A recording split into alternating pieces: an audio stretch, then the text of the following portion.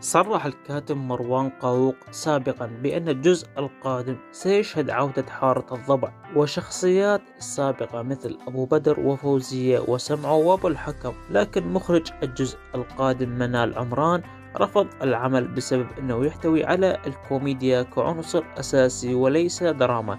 لذلك حدثت التغييرات الآتية، ألا وهي تم تأجيل أحداث عودة حارة الضبع وشخصياتها إلى الجزء القادم، الجزء 14 2024، وسيشهد هذا الجزء 13 أحداث وتغيرات مختلفة تماما، حيث الجزء 13 المتوقع نشوفه برمضان 2023 راح يشهد خروج الفرنسيين عن سوريا بعدما كانوا جزء رئيسي من أحداث المسلسل. طبعا هذه واحدة من التغييرات اللي راح نشوفها بالجزء 13، خاصة مع إدخال شخصيات جديدة ومنها قديمة إلى مسلسل باب الحارة الجزء 13. ومن الشخصيات اللي رجعت إلى باب الحارة هي شخصية نزار أبو حجر بدور أبو غالب، وشخصية براء الزعيم الحكيم حمزة، إضافة شخصية رباب كنعان بشخصية جديدة وراح تكون مختلفة تماما عن باقي أعمالها السابقة. وللتذكير شخصية أبو جودة الفنان زهير رمضان